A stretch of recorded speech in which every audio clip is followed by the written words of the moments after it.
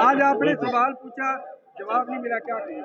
इसने कहा सवाल नहीं, मैंने नहीं, हर आदमी जो सवाल पूछ रहा है सरकार से 10 सालों के जवाब सही नहीं मिल रहे हैं।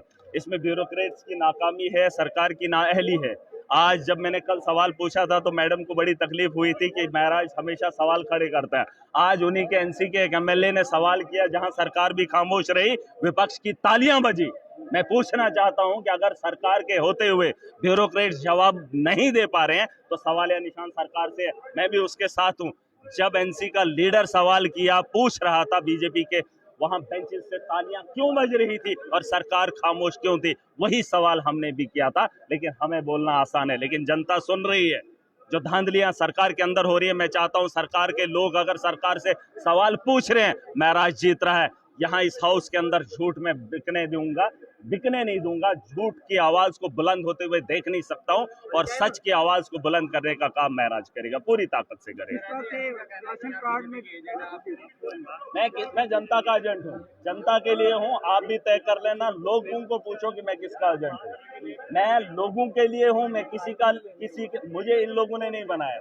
मुझे जिन लोगों ने चुना है, जिस मकसद के लिए भेजा है, उस मकसद के लिए महराज लड़ेगा। और अगर आपको भी कहीं लगेगा कि मुझे कहीं कमी होगी, आप भी मुझे बता सकते हैं, क्योंकि आप पब्लिक में से हैं। आप भी एक पिलर का काम करते हैं। आप हाउस के बाहर, हाउस के अंदर लोगों तक बात पहुंचा रहे हैं। अगर आपको लगता है कि हमारे बोल में, हमारे काम करने में थोड़ा सा कमी है, आप सुधार सकते हैं। आपकी सलाह ले सकता हूं, लेकिन इस ऐवान में बैठे उन लोगों की सलाह नहीं जो किसी के सहारे लाठी के सहारे यहाँ पर इस ऐवान में आए हैं। उनके पास कोई सलाह नहीं, उनके पास कोई मशवरा नहीं। इस हाउस के अंदर पहली बार हो रहा है कि सच बोला जा रहा है, उसकी कोशिश हो रही है। और मैं खुश होऊंगा जब इस हाउस के अंदर, जब हमेशा सच्चाई पे तालियां विपक्ष भी बजाए और पक्ष भी बजाए, आवाम के हित में बात जो है सुर्खियां बटोरने के लिए। सुर्खियां नहीं, अरे सुर्खियां ये तो इनको भी बोल दो बटोर लें, इनको भी बोल दें बटोर लें। जब ये चुनाव के वक्त जाते हैं तब तो हल्ला गुल्ला करते हैं, तब तो एक एक इनका नेता आ जाता है, फलाना मंत्री। अरे आज मौका मिला, आज उनके लिए बात करो ना, उसी जनता के लिए जिस जनता से तुम वोट की भीख मांगते हो।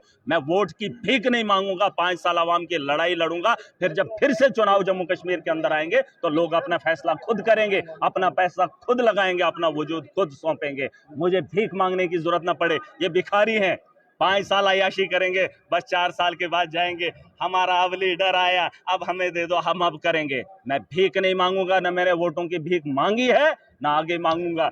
मैं लड़ूंगा जिस तर्ज पे ये चुनाव में लड़ते हैं, उससे ज्यादा ताकत लगाकर ऐवान में आम आदमी के लिए लड़ूंगा, जम्मू कश्मीर के मुस्तकबिल। देख रहे नहीं, आपको नहीं, आप तो चुनाव खत्म हो गए, तो बीजेपी का झंडा शराब की दुकान पे गाड़ने का क्या फन? बताओ, आप मुझे बताओ, जब चुनाव खत्म है तो बीजेपी का झंडा गाड़ने की क्या जरूरत? क्योंकि टैक्स वाला कोई ना आए, पुलिस वाला ना पूछे, है ना, पूछताछ ना हो, तो बीजेपी का ठप्पा लगा लो, बस फिर कोई नहीं पूछेगा। एक तो एमएलए ने बाजू ही गाड़ दी है भाजपा के चुनाव चिन्ह से। देखिए, ये चीजें आपको समझनी पड़ेगी। क्या नाम है? नहीं, नाम नहीं, अब देख लेना, ढूंढ लो। मतलब आपको ये दिखेगा, जहां जहां भाजपा से किसी को डराना है, या तो घर के सामने गाड़ दो। आज तो उन्होंने कहा कि बीपीएल के राशन कार्ड ही उनके घरों पे चिपका दो। मतलब पॉलिसी है इनके पास कि बीजेपी का झंडा लगा लो, दूर से दिखेगा बीजेपी का, है ना। तो ये चीजें नहीं होनी। झंडा लगाने से उसके ऊपर कार्रवाई नहीं होगी? नहीं, कार्रवाई मत करे, हम कार्रवाई नहीं चाहेंगे, इनको नंगा करेंगे, खुद शर्मिंदा हो जाएंगे, खुद अकल आ जाएगी। तो कुछ भी कर सकते हो, इसका मतलब यही हुआ। क्या बीजेपी का नाम?